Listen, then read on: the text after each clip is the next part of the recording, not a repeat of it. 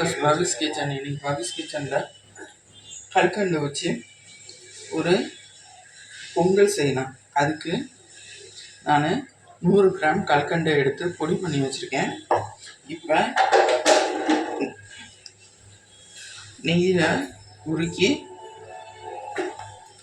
நம்ம முந்திரி பருப்பை வறுத்துக்கலாம்.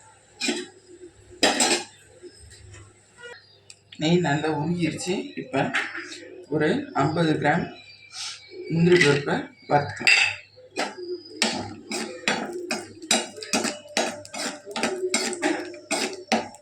நல்லா கோல்டன் ப்ரௌன் ஆகணும்.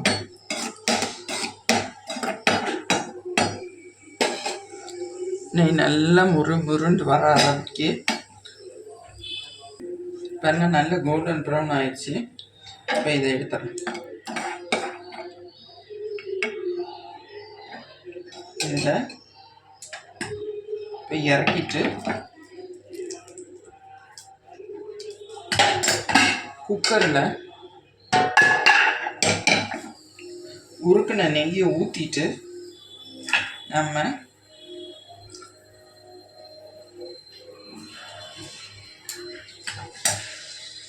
1 டம்ளர் பால் சேர்த்துறோம். காய்ச்சி ஆரண பால்னாலும் சரி, அப்போ காய்ச்சின பால்னாலும் சரி. இப்போ 2 டம்ளர் தண்ணி.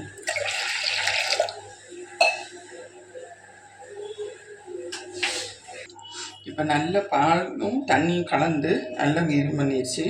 நம்ம பொடி பண்ணி வச்சுருக்கிற கல்கண்டு சேர்த்துறோம். நல்ல கல்கண்டு சேர்த்தாச்சு. பால் கொதிக்க ஆரம்பிச்சிருச்சு. இப்போ அரிசி சேர்த்தோம்.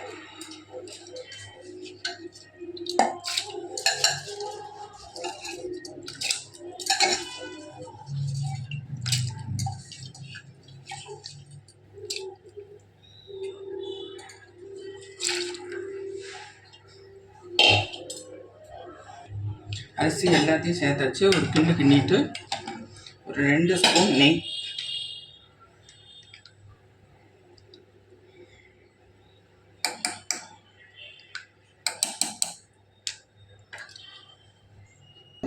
சேர்த்துட்டு இப்போ இதை மூடிடும். கேஸ் வரட்டும்.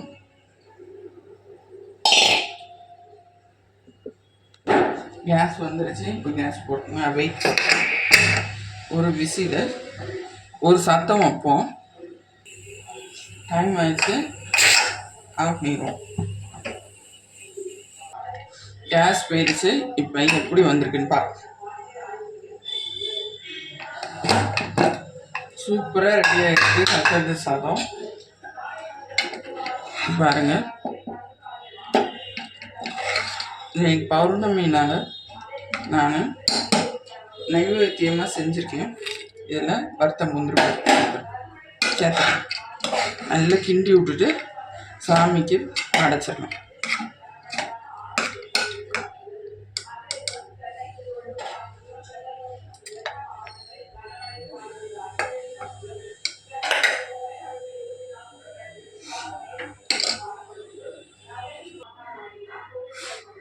கல்கண்டு சாதம் ரெடி.